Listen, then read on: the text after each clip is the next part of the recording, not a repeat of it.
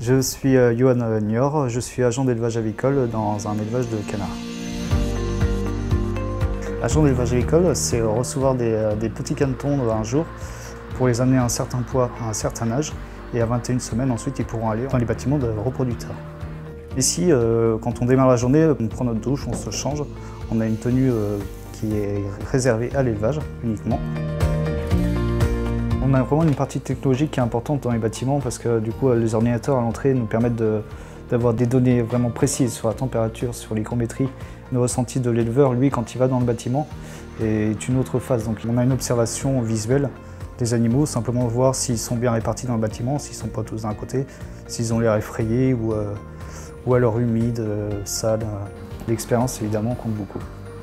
Et donc du coup ensuite on peut aller dans les bâtiments, là au corps on a des contraintes sanitaires, donc on se lave les mains, on se change, et ensuite là on peut rentrer dans les bâtiments. J'ai fait une quatrième, une troisième technologique.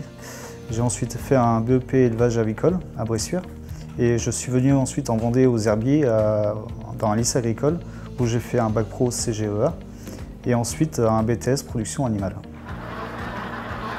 Le bien-être des animaux en fait va de soi parce que si on élève des animaux un peu n'importe comment, finalement leur potentiel génétique ne va pas s'exprimer. Le paillage en fait sert à enlever l'humidité du bâtiment et simplement à leur apporter du confort. Toute personne ne dormirait pas dans l'hydra mouillé. La pesée en fait c'est prendre un échantillon d'animaux dans le bâtiment, c'est-à-dire une centaine d'animaux. Ça va nous donner une idée proche de ce que l'eau en termes de poids et d'homogénéité. Évidemment, on ne travaille pas seul. En fait, j'ai un supérieur, un technicien avicole qui vient toutes les semaines pour avoir un regard extérieur. Parce qu'au quotidien, finalement, quand on est sur un site, on a tendance à se renfermer et à ne plus avoir une vision ouverte sur nos animaux. Pour les températures, il faudra faire attention quand même avec les températures de l'hiver, que ça ne descende pas trop bas quand même. On fait aussi de la partie commande d'aliments, commande de gaz, de fournitures diverses pour que l'élevage soit au top pour produire. Quand on arrive dans le bâtiment de ponte, on a une zone de ponte et une zone de vie, ce qu'on appelle pour les cannes. Et du coup, on peut ramasser les œufs, on les classe, on les trie, on les nettoie pour que les œufs qui soient incubables, c'est-à-dire conformes pour aller dans les couvoirs, puissent y aller et avec nos normes d'hygiène à nous. Et ensuite, un chauffeur qui vient nous prendre les œufs pour les emmener ensuite dans les couvoirs.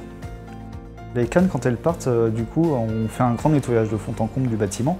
On lave aussi tout le petit matériel pour accueillir les nouvelles cannes qui vont arriver quelques semaines après.